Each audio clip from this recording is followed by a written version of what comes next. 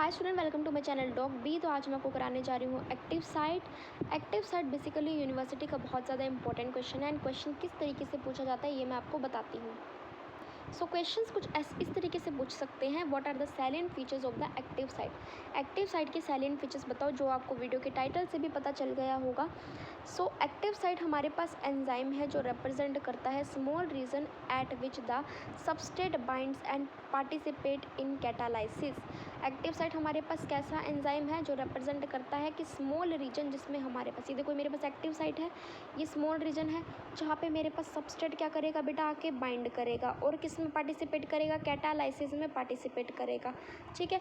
अब amino acid side जो होगी वो हमारे पास अमीनो एसिड की जो साइड चेन्स होंगी वो अलाइन कर जाएंगी to bind the substrate. Amino acid की साइड चेन बाइंड कर जाएगी, अलाइन कर जाएंगी टू बाइंड द सबस्ट्रेट, ताकि वो सबस्ट्रेट को बाइंड कर सके थ्रू द हाइड्रोजन बॉन्डिंग। ठीक है, सोल्ड ब्रिजेस, हाइड्रोफोबिक इंट्रैक्शंस। ठीक है, इन सब से वो सबस्ट्रेट को क्या कर सके, बाइंड कर सके। अमीनो एसिड की साइड चेन्स अलाइन होती हैं ताकि वो बाइंड कर सके सबस्ट्रेट को through the hydrogen bonding, hydrophobic interactions and the sold bridges. Now I am talking about the active site. Active site हमारी रिजिड नहीं होगी, मतलब हार्ड नहीं होगी बेटा, ये फ्लेक्सिबल होगी ताकि स्पेसिफिक सबस्ट्रेट हमारा बाइंड कर सके। Active site is not the rigid but it is flexible so that the specific substrate can bind to the active site।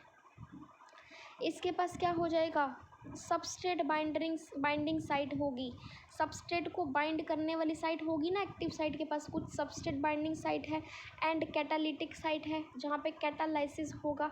एक क्या हो जाएगा यहाँ पे हमारे पास सबस्ट्रेट बाइंडिंग साइट है, एक हो जाएगा कैटालाइटिक साइट हो जाएगा।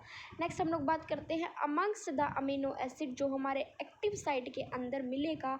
Most commonly found amino acid जो एक्टिव साइट में मिलेगा वो क्या है बेटा, सीरीन है। Serine is the most commonly found amino acid which which is found in the active site. Now the products are released when the reaction is complete। जब हमारे पास रिएक्शन कंप्लीट हो जाएगी ना बेटा, रिएक्शन कंप्लीट हो जाएगी तो प्रोडक्ट्स क्या कर जाएंगे, रिलीज़ कर जाएंगे। वो हमारे पास, अब मेरी बात सुनो, रिएक्शन ही कंप्लीट होगी तो प्रोडक्ट्स रिलीज़ कर जाएंगे। प्रोडक्ट जो बनने थे वो रिलीज़ हो गए, रिएक्शन कंप्लीट होगी। अब ये नहीं है कि वो हमारे पास फिट वेल रहे एक्टिव साइट के अंदर। कोई प्रोडक्ट बन गया वो मेरे पास वेल फिट एक्टिव साइट में नहीं रहेगा, वो साथ के साथ रिलीज़ हो जाएगा। ठीक है, तो यही था हमारे पास एक्टिव साइट की साइलेंट फीचर्स। तो दोबारा से बताऊं, एक्टिव साइट क्या होता है। Active site is the site जहाँ पे हमारे पास रिप्रेजेंट करता है स्मॉल रीजन, सबस्ट्रेट बाइंड करेगा और कैटालिसिस में पार्टिसिपेट करेगा।